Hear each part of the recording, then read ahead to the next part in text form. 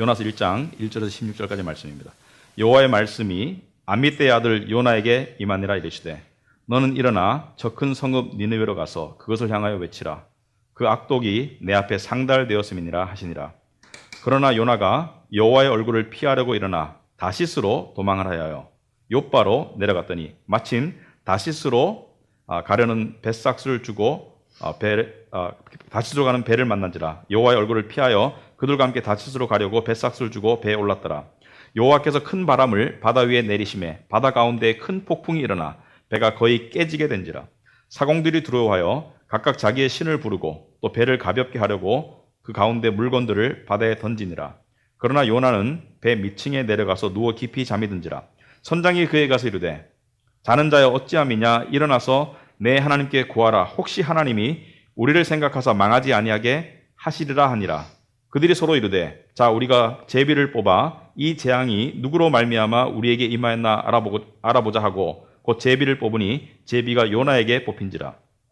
무리가 그에게 이르되 청하건대 이 재앙이 누구 때문에 임하였는가 우리에게 임하였는가 말하라. 네 생업이 무엇이며 내가 어디서 왔으며 내 나라가 어디며 어느 민족에 속하였느냐 하니 그가 대답하되 나는 히브리 사람이요 바다와 육지를 지으신 하늘의 하나님 여호와를 경외하는 자로라 하고 자기가 여호와의 얼굴을 피함인 줄을 그들에게 말하였으므로 무리가 알고 심히 두려워하여 이르되 네가 어찌하여 그렇게 행하였느냐 하니라. 바다가 점점 흉흉한지라. 무리가 그에게 이르되 우리가 너를 어떻게 하여 바다가 우리를 위하여 잔잔하겠느냐 하니 그가 대답하되 나를 들어 바다에 던지라. 그리하면 바다가 너희를 위하여 잔잔하리라. 너희가 이 큰 폭풍을 만난 것이 나 때문 줄을 내가 아노라 하니라.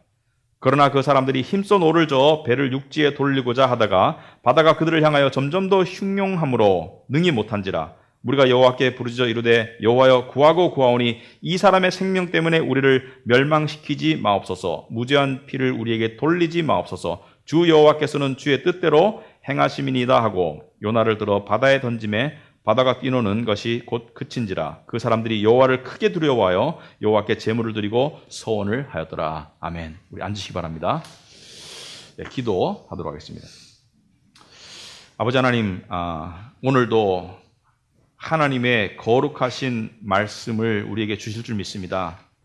아버지 하나님, 여기 쓰여진 말씀이 우리에게 주시는 의미가 무엇인지 먼저 그 원뜻을 알고 또 더 나아가서 우리 삶에 우리 각각의 인생에 우리 또 공동체에 주시는 말씀이 무엇인지 우리가 깨우쳐 알 수 있도록 하옵소서. 성령께서 이 일을 하시옵기를 바라오며 우리들의 마음이 이제 열리고 하나님의 말씀을 향해서 들을 수 있는 귀와 또 볼 수 있는 눈과 또 깨달을 수 있는 마음을 허락하여 주시옵소서. 예수님 이름으로 기도합나이다. 아멘. 예, 우리가 편식은 몸에 해롭죠. 그래서 우리 교회에서 영어 예배, 한글 예배, 설교자들이 다음 설교 시리즈를 준비할 때 우리가 되도록이면은 구약과 신약을 번갈아 가면서 하려는 그런 원칙을 가지고 있습니다. 때로는 그렇지 않습니다만은 구약과 신약을 골고루 공부하기를 원하는데요. 이유가 크게 두 가지가 있습니다. 첫째는 성경을 골고루 알아야지 치우치지 않는 신앙이 됩니다. 성경을 편식하게 되면은 편식된 신앙이 되기 때문이죠. 둘째는 구약을 모르면 신약을 제대로 알 수가 없어요. 구약을 모르면 신약을 제대로 이해할 수가 없습니다. 그래서 구약과 신약을 우리가 교차해서 공부하는데 구약과 신약의 관계를 우리가 한마디로 설명하자면 구약은 서론이고 신약은 결론입니다. 여러분 성경을 보시면 역사를 알 수가 있죠. 하나님이 창조하신 세상 가운데 죄가 들어오고 타락이 있고 그 죄와 사망 가운데 있는 인간을 구원하시고 마지막 결론이 무엇이죠? 새하늘과 새 땅 재창조 천국이죠. 그러니까 역사는 하나님의 기록대로 움직여 가고 있어요. 그죠? 여러분이 조금만 관심을 가지면 분명히 보이는 것이죠. 하나님의 계획에 따라서 역사는 차곡차곡 움직여 가고 있고 예를 들어서 이스라엘이 1947년에 나라를 다시 만들고 2000년 동안 흩어졌던 민족이 한 나라를 이루었다. 이것은 하나님의 역사 속에서 보면 무엇이죠? 말세가 가까우고 있다는 하나의 증거가 됩니다. 또 구약과 신약은 이런 관계가 있습니다. 구약은 예언이고 신약은 성취이죠. 구약은 일반적으로 오실 메시아에 대한 예언입니다. 그리스도의 오심을 예언하는 것이고 그리스도의 죽으심과 부활하심을 예언하는 것이죠. 신약은 무엇입니까? 오신 메시아에 대한 성취이죠. 구약의 예언이 이렇게 성취되었고 그리고 신약은 마지막에 오실 그리스도에 대한 예언으로 끝이 납니다. 그러니까 예언과 성취와 예언. 그리고 구약과 신약과의 관계를 설명하는 여러 가지 표현들이 있지만은 저는 이 표현을 좋아합니다. 구약 안에 신약이 감추어져 있고 신약 안에 구약이 드러나 있다. 구약 안에 신약이 감추어져 있고 신약 안에 구약이 드러나 있다. 무슨 말이냐면은 구약은 은근한 내용입니다. 구약은 은근해요. 신약은 명확한 내용입니다. 그래서 은근한 구약의 내용들이 신약에서 확실히 그 모습을 드러내는 것을 우리는 성경이라고 볼 때 여러분이 구약을 이해하시려면 신약과는 달라요. 신약은 말씀만 가지고 이해가 될 수 있습니다. 하지만 구약을 이해하시려면 반드시 이스라엘의 역사를 알아야 됩니다. 여러분 이스라엘이 애굽 땅에서 430년 동안 종노릇 했던 그 역사를 알아야지 출애굽기가 이해가 되고요. 이스라엘의 멸망을 향한 하나님의 예언과 경고와 실행을 알아야 되지 이스라엘의 멸망의 역사를 알아야지 이사야서가 이해가 됩니다. 이사야가 왜 울었나? 다니엘서를 이해하려면 바벨론의 포로로 잡혀갔던 유다 민족을 알아야 됩니다. 그것을 알지 못하고 다니엘서를 이해할 수가 없어요. 여러분 이스라엘을 보면은 이스라엘은 왜 하필 가나안 땅에 하나님께서 두셨을까? 생각해 보신 적 있습니까? 왜 하필 너희가 적어서 숫자가 적어서 내가 너희를 선택했다. 근데 왜 하필 가나안 땅에 두셨을까? 여러분이 세계사를 공부하다 보면은 세계의 역사가 서양 중심으로 움직일 때가 있습니다. 대제국의 역사. 이 극동아시아, 중국과 일본과 한국을 제외한 세계사의 역사의 흐름을 보시면은 가장 먼저 세워진 제국이 아시리아입니다. 그죠? 그전에는 흩어져 있던 강대국들, 이집트 뭐 여러 가지 강대국들이 있었지만은 아시리아가 먼저 세계를 제패합니다. 그리고 그 다음날 들어선 나라가 무엇이죠? 세계사 공부 조금 하겠습니다. 무엇이죠? 바벨론, 그죠? 그 다음에 페르시아, 그 다음에는 그리스, 그 다음에 로마죠, 그죠? 로마 제국. 로마 제국이 붕괴되고 비로소 세계는 유럽은 각각의 나라들로 흐트러지는데 이 세계를 제패하고 제국이 되려고 하면은 그 당시에는 세 개의 대륙을 통합해야 됩니다. 그 당시에 아메리카 대륙은 세계사에 등장하지 않은 대륙이죠. 아시아, 극동아시아도 등장을 안 했습니다. 아프리카도 거의 등장을 안 했고, 저 남쪽 아프리카는. 그런데 그 당시에 세계를 제패하려면은 반드시 아프리카에 있는 강대국인 이집트, 애굽, 그 다음에 유럽, 그 다음에 소아시아를 제패해야지 제국이 되겠죠. 그런데 이 유럽과 소아시아와 아프리카를 연결하는 지역이 바로 가나안 지역입니다. 그러니까 전략적 요충지가 바로 가나안 지역이에요. 그러니까 이스라엘은 세계 역사의 흐름에 휩쓸리지 않을 수가 없는 나라입니다. 거기에 하나님께서 이스라엘을 주시고 세계 역사의 흐름을 통해서 이스라엘의 역사를 통해서 우리에게 무언가를 보여주시는 것이 성경의 역사이다. 이렇게 보시면 틀림이 없겠습니다. 자, 그러면은 이스라엘의 역사를 알아야 이해가 되는데 오늘 1절에 보시면은 이 충격적인 내용입니다. 여호와의 말씀이 아미떼의 아들 요나에게 임하니라. 자, 아미떼가 누군지는 몰라요. 아미떼는 진리라는 뜻이고요. 원어상. 요나는 비둘기라는 뜻입니다. 비둘기가 이 내용과 무슨 관계인지 모르겠습니다.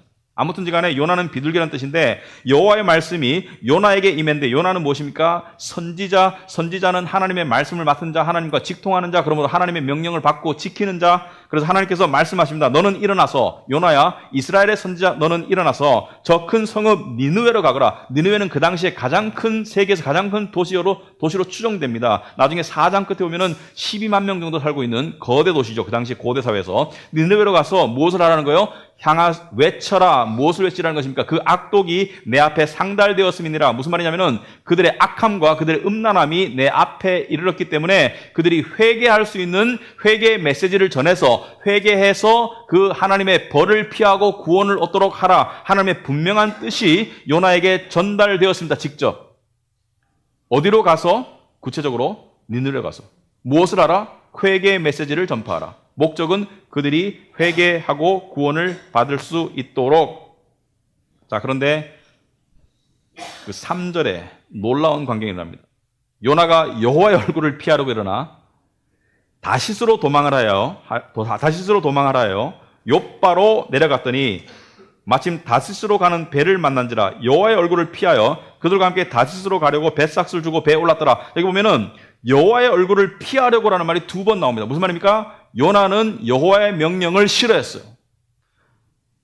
진짜 선지자 중에 하나님의 명령을 정면으로 거부한 유일한 선지자가 요나입니다. 여호와의 얼굴을 피하려고 다시스로 달아나 버려요. 여러분, 이게 무슨 말이에요? 여러분, 그 주보 안에 제가 지도를 넣어놨죠? 참고하시기 바랍니다. 보시면은 예루살렘이 있고요. 하나님께서 가라는 곳은 이스라엘의 동쪽에 있는 니느웨. 니느웨는 성경의 아수르, 아시리아의 수도입니다.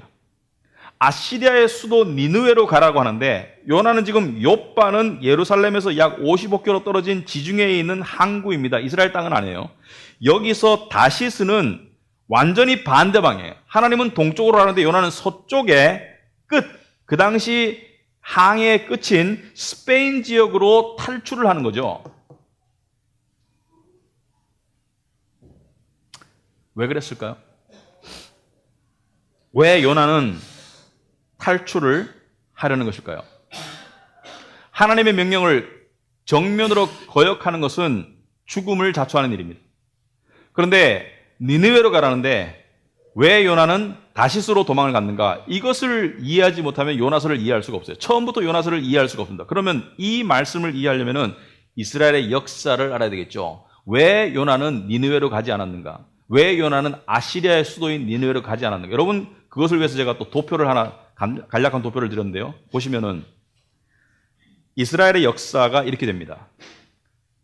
성경 전체 역사를 약 6,000년, 8,000년 정도로 보고 있는데, 이스라엘의 역사는 아브라함이 기원전 한 2100년쯤 살았다고 추정이 되고요. 이스라엘이 모세 인도하에 출애굽한 때가 약 1446년으로 추정이 됩니다. 이건 세계사와 비교해서 나온 연대 추정입니다. 그 다음에 광야를 40년 거치고 가나안 땅에 들어갔을 때가 1406년쯤이고요. 왕들의 통치가 시작된 사울 왕, 그 전에는 사사가 다스렸죠. 사사기, 사사, 삼손, 드보라, 기드온, 사사가 다스리던 사사의 시대를 지나서 왕들의 시대가 기원전 1050년, 연대가 점점 줄어들죠. BC니까.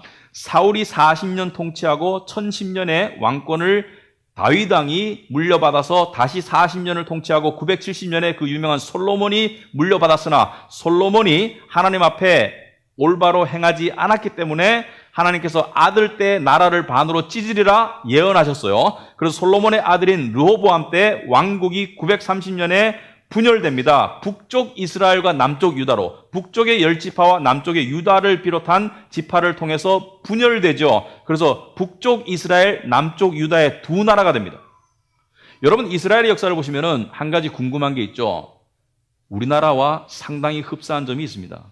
우리나라도 전략적인 요충이죠. 한반도 중국과 러시아와 일본 강대국이 둘러싸여 있어서 외침을 900여 회 당했고요. 그 다음에 미국 세력도 우리나라에 와 있고요. 그리고 우리나라도 남한과 북한이 나누어져 있지 않습니까? 이스라엘도 비슷하게 나누어져 있는 거예요. 그런데 여러분이 그 다음에를 보면은 나누어졌던 북이스라엘, 지금 요나는 북이스라엘의 선지자인데 약 기원전 750년, 60년경에 활동했기 때문에 그때 활동했던 요나가 속한 북이스라엘이 아수르, 그러니까 아시리아의 722년에 멸망해버려요.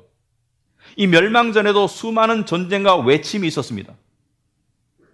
그리고 아시리아에 멸망하고 남쪽 유다는, 예루살렘은 586년에 바벨론에 의해서 멸망합니다. 왜냐하면 이 사이에 정권 교체가 있죠. 제국의 정권 교체가 있는데 아시리아가 기원전 612년에 이 바벨론에게 멸망을 하게 됩니다.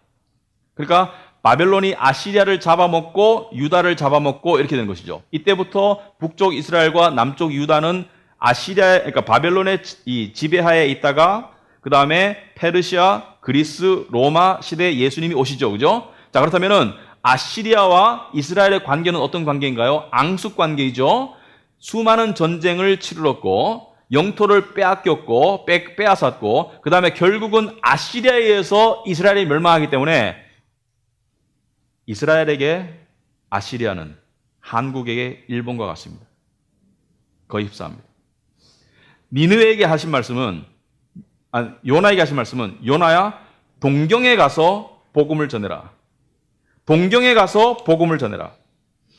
여러분, 요나는 이걸 받아들일 수가 없었습니다. 왜냐하면요, 요나의 입장은 이것입니다. 자, 요나는 이스라엘의 선지자인데 이스라엘 사람들에게 여호와 하나님은 누구의 하나님이죠? 구약 시대의 여호와 하나님은 이스라엘의 하나님이지 이방인의 하나님이 아니에요. 그리고 요나는 태어나서부터 지금까지 아시리아의 치를 떨면서 살았어요. 왜냐하면 수많은 침입을 당했고 수많은 사람들이 악랄하게 죽었습니다. 잔인하게.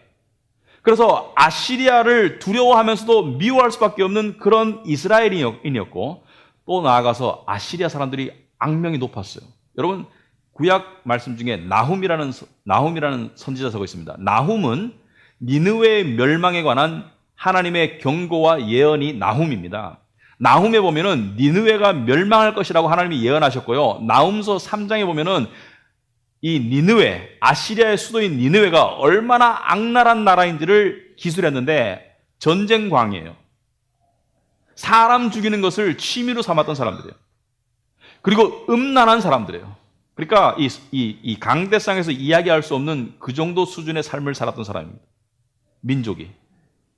그리고 또 우상숭배가 너무 창궐했던, 그래서 음란과 잔인성, 포악성, 그러니까 우리의 원수이기도 하지만 사실은 하나님께 은혜 받을 자격이 없는 그 나라에 가서 복음을 전하라니까, 회개를 전하라니까 인간적으로 요나가 뿔따고 하는 거죠. 하나님이 원망스럽고 의구심이 들고 그래서 열받았는 거죠. 그 나쁜 놈들에게 가서 회개하라고 촉구하라는, 우리의 원수가 되는 니느웨 사람들에게 자비와 은혜를 베푸시려는 하나님의 의도를 요나는 정면으로 거부했던 거예요.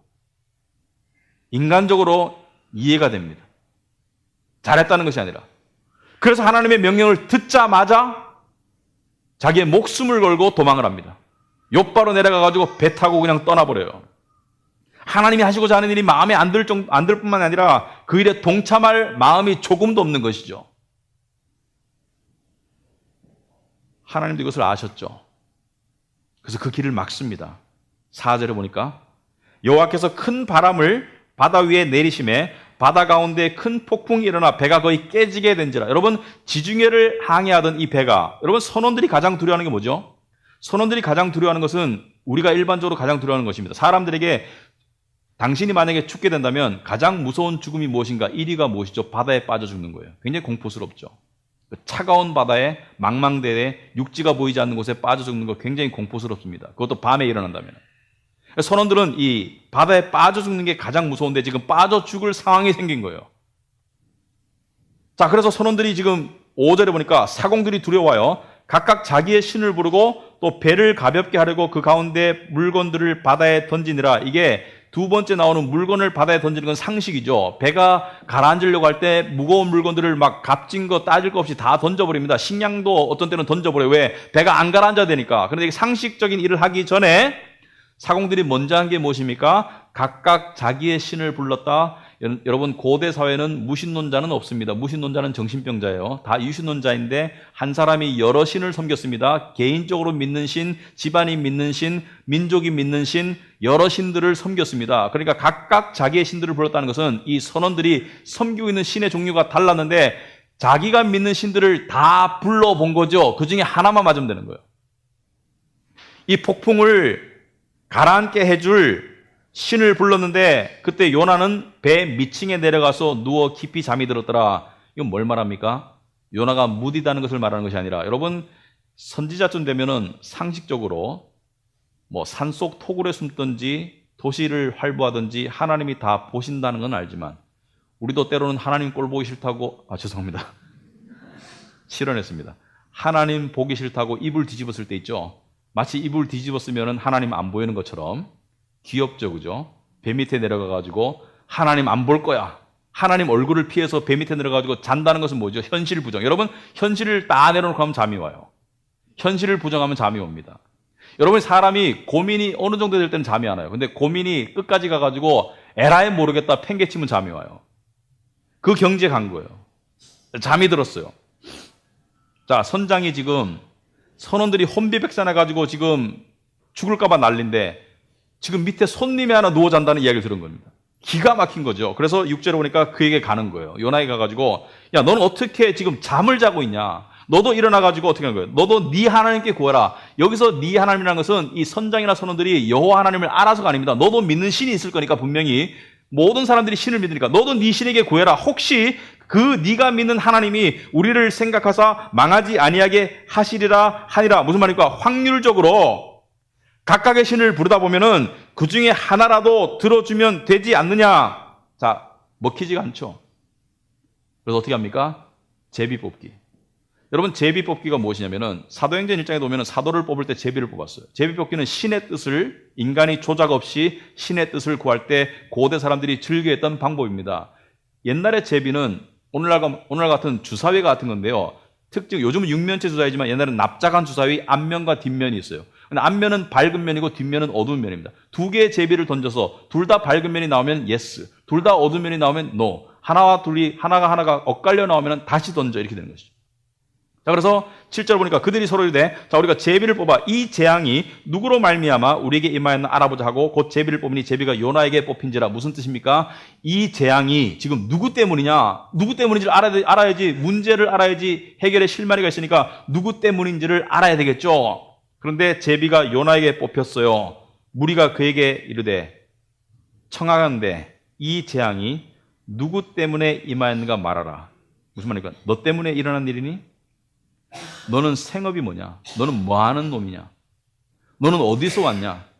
너는 나라가 어디냐? 다국적이죠, 지금. 다국적 지금 배예요. 너는 어느 민족에 속하였냐? 구체적인 질문이죠. 너의 출신이 무엇이고 너는 어느 나라 사람이고 너는 왜 여기 와 있고 너는 생업이 뭐냐? 9절에 요나의 대답이 가관입니다. 그가 대답하되 나는 히브리 사람이다. 정답이죠. 이스라엘 사람이죠. 바다와 육지를 지으신 하늘의 하나님 여호와를 경외하는 자로다. 자, 자기의 의지와 상관없이 전도하고 있어요, 지금. 하나님을 전하고 있어요. 지금 너네가 믿는 신이 아니라 바다와 육지를 지으셨다는 것은 지금 바다와 육지를 통제하시고 지금 풍랑의 주도자 되시는, 풍랑의 주권자 되시는 분이 바로 내가 믿는 그 여호와 하나님이고 그 여호와 하나님을 나는 경외하는 사람이다. 나는 선지자라는 것을 밝히는 거예요. 나는 여호와 하나님을 경외한다. 그런데 도망다녀. 10절에 보면. 그런데 여호와 하나님의 얼굴을 피해서 도망가요. 요나가 지금 두 가지 상반된 이야기를 하고 있습니다. 나는 하나님을 경외하는 사람이다. 그런데 하나님의 말씀을 어기고 도망가고 있어요. 어느 게 참말입니까? 둘 다 참말이지만 경외하는 마음보다 도망가고 싶은 마음이 더 큰 거죠. 진짜 경외가 하는 마음이 컸으면 도망 안 갔어야 되죠. 하나님의 말씀을 지켰어야 되죠. 자, 이 상황 속에서도 하나님은 요나를 들어쓰셔서 선원들에게 구원의 메시지를 베푸시는 거예요. 구원의 은혜를 베푸시고 있습니다. 자, 11절에 자, 이제 선원들이 원인을 알았어요. 요나가 범인이라는 원인을 알았습니다. 근데 바다가 점점 더 흉흉해진다는 것은 뭐예요? 원인은 알았는데 신의 노여움이 아직 잠잠해지질 않았어요. 그러니까 선원들이 우리가 너를 어떻게 해야 바다가 우리를 위하여 잔잔하겠느냐? 어떻게 해야지 하나님의 진노가 멈추겠느냐? 요나가 대답하되 12절에 나를 들어 바다에 던져라. 나를 바다에 던지면 내가 원인이니까 나를 바다에 던져서 죽여버리면 너희들은 안전하게 될 것이다. 그런데 그들이 던집니까? 안 던집니까? 못 던져요. 요나가 사랑스러워서 안 던지는 게 아닙니다. 왜냐하면 하나님 때문에 이 일이 생겼다면 여호와 하나님 때문에 여호와 하나님의 선지자를 던졌다가 더 큰 낭패를 볼까 봐 어떻게 합니까? 억지로 육지로 끌고 가서 다 살려보려고 13절에 보니까 그 사람들이 힘써 노를 저 배를 육지로 돌리고자 하다가 바다가 그들을 향하여 점점 더 흉흉함으로 능히 못한지라. 여러분 재밌죠? 이야기를 들어보니까. 자, 노를 저어서 가는데 풍랑이 더 크게 일어나니까 배가 움직이지 않고 전복 위기가 되니까 어떻게 됩니까? 이제 던져야 되죠. 안 던지고는 못 베기는 것이죠. 그런데 14절에 이 선원들의 신앙 고백을 한번 들어보세요. 이 극적인 체험을 통해서 이들은 하나님을 믿는 자가 됩니다. 그 전에 있던 자기들이 섬기던 다신을 버리고 유일신 하나님 여호와를 섬기게 됩니다. 어떻게 할 수 있냐? 14절에 우리가 여호와께 부르짖어 이르되 여호와여 구하고 구하오니 여호와께 부르짖어 이르되 기도하는 거예요. 간절한 기도를 하는 것이죠. 이 사람의 생명 때문에 우리를 멸망시키지 마옵소서. 기도하는 것이죠. 무죄한 피를 우리에게 돌리지 마옵소서. 주 여호와께서는 주의 뜻대로 행하심이니이다. 엄청나게 놀라운 신앙으로 짧은 시간에 발전했습니다. 주 여호와께서는 당신의 뜻대로 하시는 분이 아니냐. 여호와의 절대 주권을 인정하는 신앙의 상태로 나아가고 요나를 들어 바다에 던지니까 16절에 그 사람들이 여호와를 크게 두려워하여, 크게 두려워한다는 것은 크게 믿음을 가졌다. 두려움과 믿음은 같은 말입니다. 크게 여호와를 믿고 여호와께 제물을 드렸다는 것은 예배를 드리고 난 다음에 서원을 하였어요. 무엇을 서원하였을까요, 여러분? 무엇을 서원하였을까요? 하나님만이 유일한 하나님이기 때문에 여호와 하나님만을 이제부터 신으로 모시고 살 것입니다. 신앙 고백이죠. 이제 우리는 하나님의 역사를 보았고, 하나님의 역사를 통해서 우리가 살아났고, 이제 여호와 하나님의 이름을 들었으므로 이제는 하나님만을 섬기겠습니다. 이들은 하나님의 역사를 통해서 십계명의 가장 중요한 제일 계명을 깨달아 버려요. 나 이외에 다른 신들을 내게 두지 말아라. 요나의 이 도망을 통해서도 하나님께서는 이들을 구원하셨어요. 자, 그런데 이 요나의 1장이 우리에게 어떤 교훈을 주는 것인가? 첫째로, 믿는 사람들도 하나님께 불만을 가질 수 있다. 솔직히 말해서 요나는 선지자였습니다. 선지자로서 하나님에게 의구심을 가지고 불만을 가지고 하나님을 대항했어요. 선지자이면서도. 요나가 그럴 수 있다는 것은 우리도 그럴 수 있습니다. 왜 그렇습니까? 왜 우리는 하나님의 의구심을 가지고 불만을 가질 수 있을까요? 왜냐하면 하나님이 하시는 일이 다 만족스럽게 보이지가 않습니다, 여러분. 그럴 때 없습니까, 여러분? 여러분, 왜 세상에는 악한 사람들이 더 잘 되나요? 그런 생각 해본 적 없습니까? 왜 믿음 좋은 사람에게 불행이 생기나요? 왜 세상적으로 착한 사람에게 불행이 닥치나요? 또 개인적으로는 왜 하나님은 내 인생의 이 절박한 소망을 철저히 외면하시나요? 왜 이렇게 꼬이도록 하시나요? 하나님은 안 믿는 사람의 인생은 저렇게 풀리도록 하시는데 왜 믿는 나를 사랑하신다면서 하나님이 절대 주권으로 다 움직인다면서 왜 내 인생은 안 풀리나요? 여러분, 예수 믿는 사람 중에 전도하는 모습 보고 가끔가다 이 마음이 뒤틀릴 때가 있습니다. 솔직히 말해서. 이렇게 전도할 때요, 사람들이. 예수 믿고 행복하세요. 사람들이 많이 오해할 것 같아요. 여기서 말하는 행복이란, 세상 사람들이 이해하는 행복은 뭐죠? 물론 그것이 예수 믿고 평강을 누리세요, 예수 믿고 천국의 소망을 누리세요, 이건 맞는 말입니다만은 세상 사람들이 생각하는 행복은 뭐죠? 풍요와 안전과 안락이죠. 여러분, 예수 믿으면 행복한가요? 그런 의미에서 C.S. 루이스가 이렇게 말했습니다. C.S. 루이스가 나는 기독교가 나를 행복하게 만드는 종교라고 해서 믿는 것이 아니다. 솔직히 말하자면 차라리 와인 한 병이 나를 더 기분 좋게 만들 수 있을 것이다. 기분 좋아지려고 종교를 원한다면 기독교는 추천할 만한 종교가 못 된다. 이 말이 왜 사실입니까? 하나님 우리에게 평강과 만족과 기쁨을 줄 수 있음에도 불구하고 왜 이 C.S. 루이스가 한 말이 사실입니까? 왜냐하면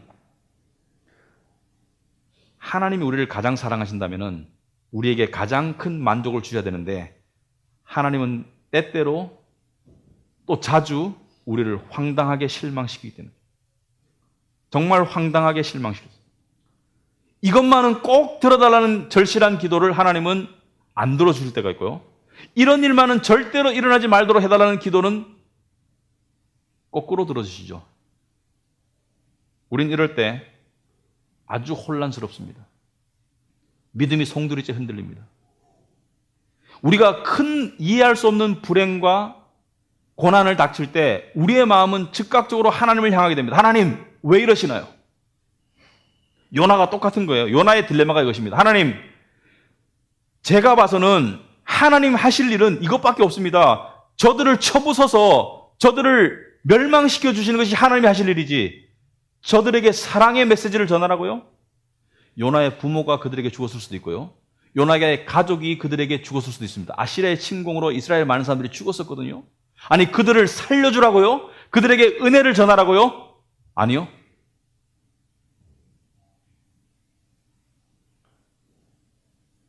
여러분, 세상 살다 보면은 이해 안 되는 일 많습니다. 정의에 비춰보면 빨리 죽어야 되는 독재자는 늦게까지 오래오래 편안하게 살고요. 이번 주에도 다양한 사건, 사고가 있었지만 가슴 아픈 사고가 많습니다. 창원 터널에서 일어난 사건, 사고 아시죠? 기름 탱크가 폭발해가지고 기름통이 196개인가 실려 있었지 않습니까? 그런데 거기 죽은 사람 사연들이 참 안타까운데 그 중에 하나가 이 젊은 아가씨죠. 이분이 제가 봐서는 대학을 안 나오신 분 같아요. 비정규직을 몇 년 하다가 불과 몇 달 전에 정규직에 채용이 되었습니다. 23살이에요. 고생했겠죠. 친척들이 칭찬해요. 왜? 가족만이 아니고 친척들도 챙기는 그런 마음이 넓은 아가씨였어요. 그리고 결혼을 앞두고 있었습니다. 엄마가 취직했다고 기분 좋아서 자기가 몰던 차를 딸에게 주었어요. 그 차를 몰고 가다가 터널 안에서 비참하게 생을 마감했습니다. 안타깝죠. 여러분 그 입장에 돌아가신 분보다 그 가족 입장에 한번 대보세요. 이제 고생하던 딸이 정규직 직장을 얻었고, 그리고 이제 결혼할 남자가 있고, 그리고 착하고, 그래서 이제 우리 딸이 잘 되나 보다 한지 얼마 안 됐는데 딸이 갑자기 비극적인 죽음을 당했을 때, 여러분 왜 그렇습니까? 하나님이 다스린다면 나쁜 놈이 먼저 죽어야 되는 거 아닙니까?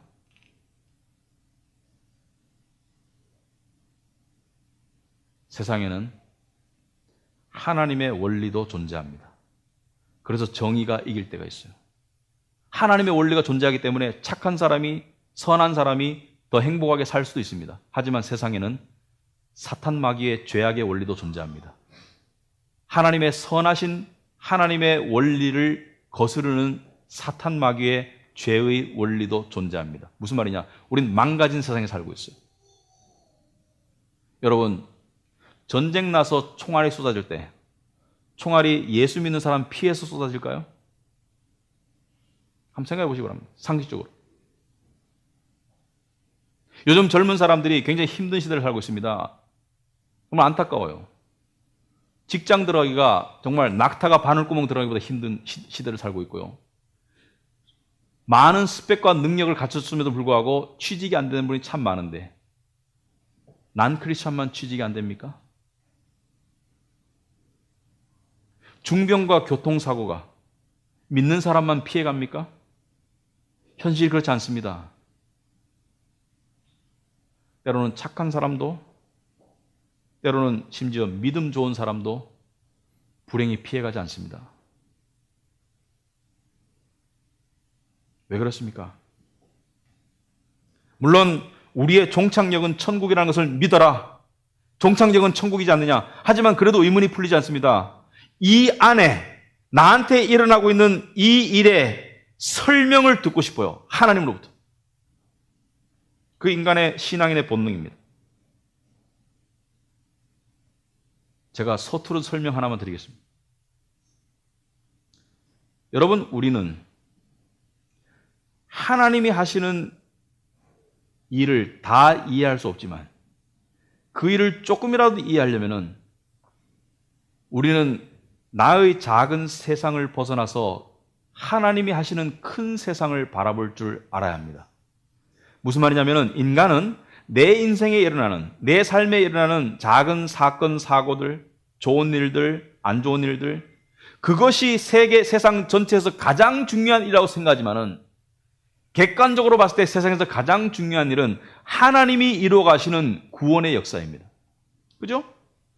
하나님이 이루어 가시는 구원의 역사가 가장 큰 일입니다. 요나는 아니 왜? 내가 내 관점에서 봤을 때는 하나님 니느웨 사람들 하나님이 벌 주셔야죠. 거기에 지진과 무슨 화산 폭발이 있게 하시든지 아니면은 강한 나라를 들어서 침공당해서 멸망시키든지 하셔야지 왜? 하나님의 답이 이것이죠. 요나서 4장 마지막 절 보면은 이 큰 성읍 니느웨는 좌우를 분별하지 못하는 자가 12만여 명이다. 하나님의 관점에서 봤을 때는 모두가 죄인입니다. 이스라엘 사람이 뭐 더 구원받을 자격이 있고 이게 아니에요. 모두가 다 죄인인데 내가 니느웨 사람들도 내가 구원의 은혜를 베풀어야 하지 않겠니?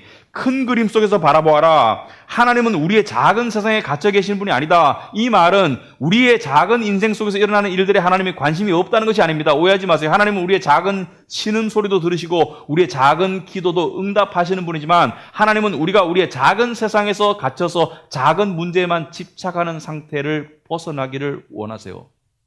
이것은 이렇게 설명할 수 있습니다. 여러분 힘든 거 있어요? 저도 있어요.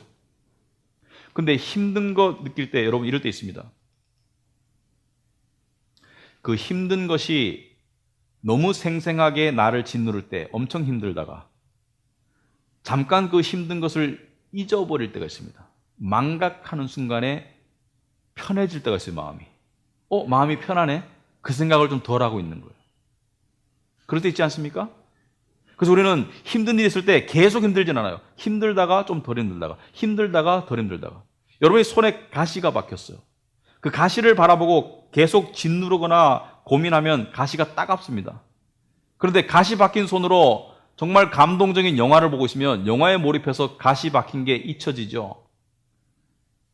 하나님은 네 인생의 작은 문제만 바라보지 말고 내가 이루어가는 큰 그림을 바라보고 그 큰 그림 속에서 일어나는 의미와 진실들을 깨달아갈 때 너의 삶에 일어나는 작은 일들을 망각할 수 있는, 저는 이것을 이렇게 표현하고 있습니다. 은혜롭게 자신을 망각할 수 있는 은혜를 주신다. 은혜롭게 자신을 망각할 수 있는 은혜를 주신다. 이렇게 말할 수 있습니다. 아니, 예배드리고 하나님 믿는 게 지금 내가 직장을 얻어야 되는데 무슨 도움이 됩니까? 직장이 못 얻어서 힘들어 죽겠어요. 또는 내 삶에 힘든 일이 있는데 이거 해결 안 되는데 무슨 의미가 있습니까? 의미가 있습니다, 여러분. 왜냐하면 힘든 거는 그 사태도 힘들지만 그 사태의 상황 속에서 내가 괴로운 것이죠. 근데 이게 언제 풀릴 줄 모르지 않습니까? 그 괴로움을 벗어나는 은혜가 주어질 수 있어요. 예수 믿는 사람은 자신만의 작은 문제에 갇히는 것에서 벗어날 줄 아는 사람이 예수 믿는 사람입니다. 여러분 오늘 요나서 1장을 여러분 자세히 보시면은 예수님께서 말씀하신 요나는 나의 표상이다 말씀. 요나는 나의 표상이다. 요나는 나의 표적이라고 마태복음에서 말씀하셨거든요. 왜? 요나가 물고기 뱃속에 3일 갇힌 것처럼 나도 땅속에 3일 갇혔다가 요나가 부활한 것처럼 살아난 것처럼 나도 부활할 것이다. 그런데 오늘 보면은요. 요나가 예수의 표상인 이유가 이것입니다. 여러분 요나가 죽음의 바다에 던져짐으로 요나 하나가 죽음의 바다에 던져짐으로 나머지 선원들이 다 살아났죠. 예수 그리스도가 죽음의 십자가에 던져지심으로 우리가 살아난 거예요. 큰 그림이 보이지 않습니까? 여러분, 세상 모든 것을 다 잃더라도 세상에는 경중이 있습니다. 저희 가족에도 힘든 일이 있을 수 있습니다. 그러나 저희 가족에 힘든 일이 있을 때 이런 게 위로가 됩니다. 우리들 중 하나도 지금 아픈 사람이 없지 않느냐? 우리들 중 하나도 지금 불행하게 사고를 당한 사람이 없지 않느냐? 그리고 우리에게는 천국이 주어지지 않았느냐? 우리에게는 예수 그리스도를 통한 구원이 주어지지 않았느냐? 바꿔 말해서 내가 원하는 이 세상에서 모든 것을 다 얻더라도 바꿀 수 없는 구원은 이미 주어졌고 빼앗길 수 없지 않느냐? 이게 왜 도움이 안 됩니까? 이게 도움이 되죠. 내가 이 세상에서 고난과 환난과 수치를 당할지라도 나에게 주어진 구원을 내가 은혜롭게 생각할 때 내가 나의 문제가 작아지는 은혜를 체험하지 않을 수 없겠죠. 그래서 신앙은 고난 속에서 더 빛날 수 있지 않습니까? 여러분, 이 말을 교과서적이란 말로 생각하지 마시고 적용해 보셔야 됩니다. 하박국 선지자가 있었어요. 여러분 성경에 하박국이라고 있습니다. 구약에. 하박국 1장은요. 여호와를 향한 의구심, 원망, 불만과 불평으로 시작합니다. 하박국도 요나처럼 불평과 불만을 했어요. 1장에 보면은 하나님 왜 이렇습니까? 왜 이렇게 하십니까? 당신이 하시는 일을 이해 못하게 당신 어디 계십니까? 왜 조치를 안 합니까? 하나님을 향한 불평과 불만을 하다가 하박국 마지막이 여러분들이 참 이해하기 어려운 말씀으로 끝나죠. 하박국을 한번 보겠습니다. 구약 성경에. 왜 오늘 주보 말씀이 하박국이 없고 다른 이상한 말씀이 있는가? 이런 때가 종종 있을 때 여러분 이렇게 이해하시면 되겠습니다. 금요일날 설교를 마쳤다가 토요일날 완전히 바꿨구나. 이렇게 생각하시면 됩니다. 하박국서를 보시면은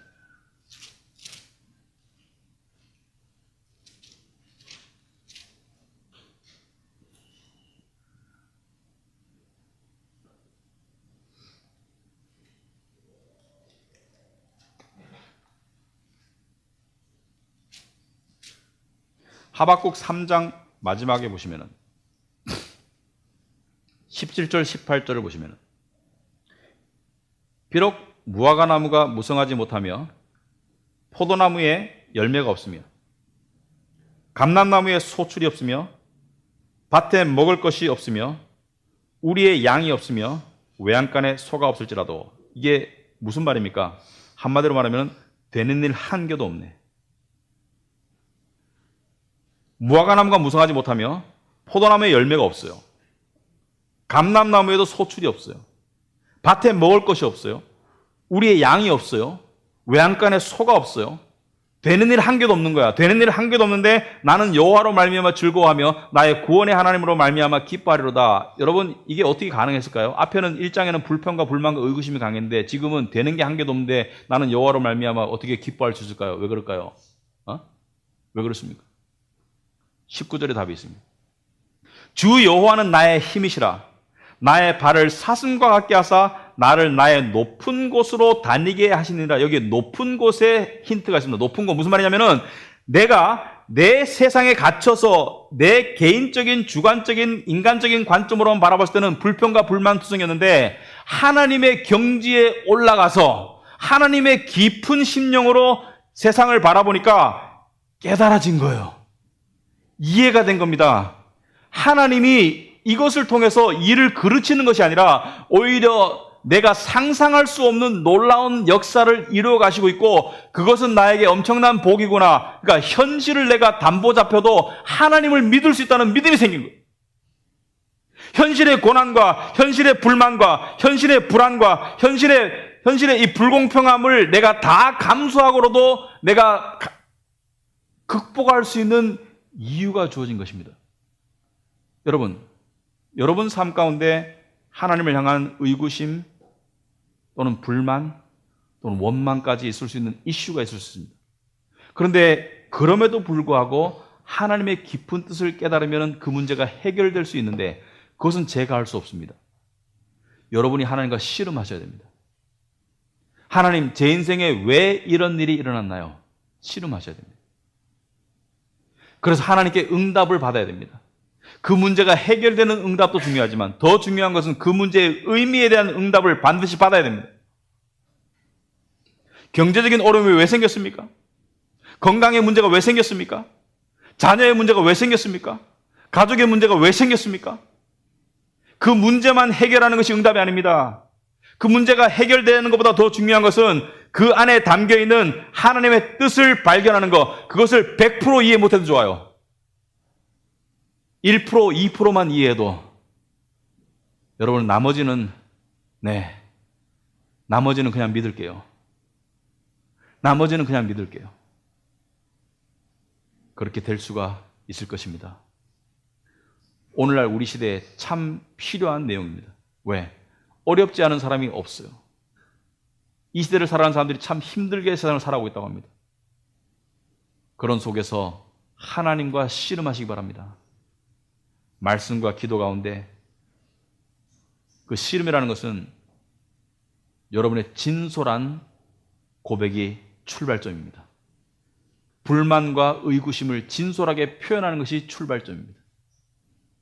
그리고 그것을 통해서 나중에 신앙의 고백이 나올 때까지 하나님과의 씨름을 멈추지 마시기 바랍니다. 그 사람의 믿음이 진짜 믿음이 되는 거예요. 기도하겠습니다.